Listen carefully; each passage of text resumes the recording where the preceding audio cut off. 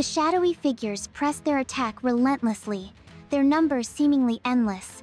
Yet, Violet and Kaelen fought with a growing understanding, their movements becoming fluid and synchronized. A blast of Kaelen's cyan energy, followed by a focused wave of Violet's white light, forced several of the shadows to recoil, hissing. "They're not invincible," Violet grunted, wiping a bead of sweat from her brow, a newfound determination hardening her gaze. Kaelen nodded, his own focus unwavering. "But they are persistent. We must not let them overwhelm us." Realizing their conventional attacks were merely slowing the relentless advance of the shadowy figures, Kaelen made a split-second decision. He pulled Violet closer, their hands briefly touching. A surge of combined cyan and white energy pulsed outwards, creating a shockwave that momentarily staggered their attackers. "We can't just defend!" Kaelen yelled over the hissing of the shadows. "We need to break through!" Violet, feeling the potent energy flow through her touch with Kaelen, nodded, her eyes blazing with determination. "What's the plan?" As the shockwave subsided, Kaelen's gaze darted around the room, his eyes narrowed in concentration. He seemed to be searching for something amidst the chaos. "There's a focal point," he muttered, more to himself than to Violet.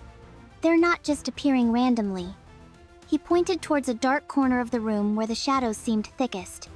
"If we can disrupt that." Violet followed his gaze, her own senses straining to perceive what Kaelen sensed.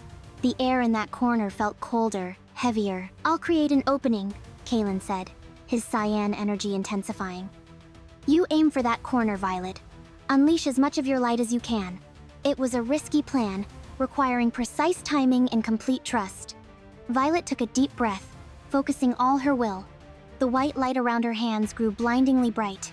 "Ready," she affirmed, her voice steady despite the tremor of anticipation running through her. As Violet's beam of light struck the darkest part of the corner, the shadows there writhed violently.